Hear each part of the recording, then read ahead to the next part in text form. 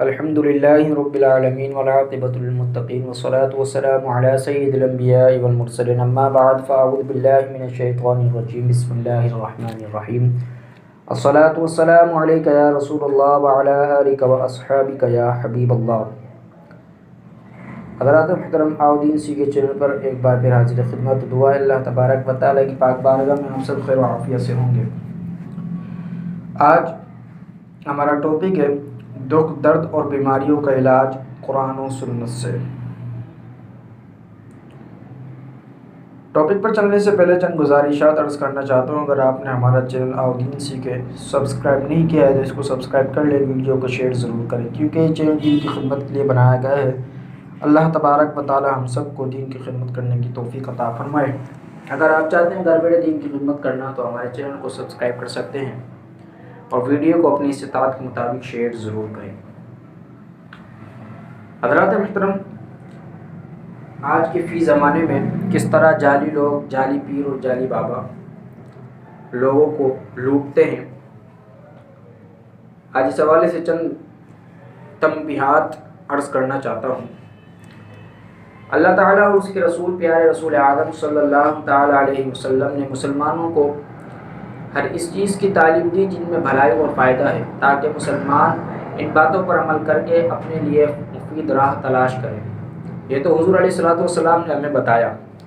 موجودہ دور میں دین سے دوری کی وجہ سے اکثر عوام پریشانی کا شکار نظر آتی ہے۔ اس پر زیادتی یہ ہے کہ پریشانی کے وقت دین پر عمل کرنے کے بجائے اس پریشانی سے بچنے کے لیے لوگ دوسرے راستے تلاش کرتے ہیں، در در کی ٹھوکریں کھاتے نظر آتے ہیں۔ اس کی پریشانی دیکھ کر، اس کو مصائب میں جھکڑا ہوا دیکھ کر نام نہاد عامل اس کو اور زیادہ پریشان کرتے ہیں۔ اس سے بڑی بڑی رقوم کی ڈیمانڈ کرتے ہیں۔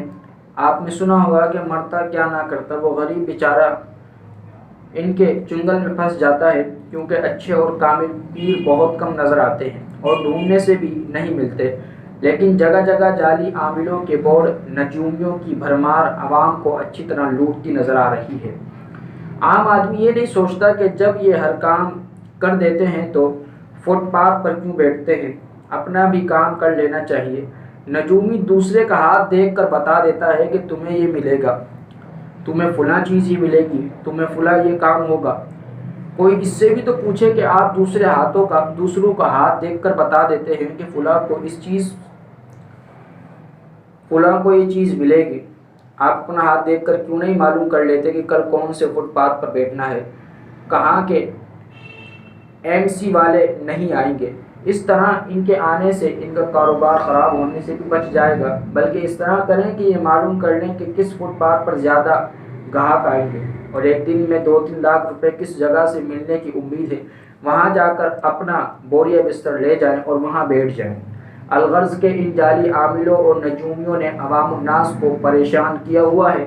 بعض امراض جن کی علاج کے کچھ کلینک کھلے ہوئے ہیں، سیدھا سادے لوگوں کو نہیں معلوم ہوتا کہ یہ بیماری ہے، اس کا علاج کسی اچھے ڈاکٹر سے کروا لیا جائے، نہیں بلکہ اس کا اظہار کرتے ہوئے شرماتے ہیں۔ ان جھوٹے حکیموں اور جعلی ڈاکٹروں نے یہ پھیلا دیا ہے کہ یہ ایسے امراض ہیں جنہیں لوگوں کو نہ بتایا جائے، صرف انہی حکیم اور ڈاکٹر حضرات کو بتایا جائے، پھر یہ اپنے مریض کو جیسے تیسے مشورہ دے کر ان سے اچھی خاصی رقم لے لیتے ہیں۔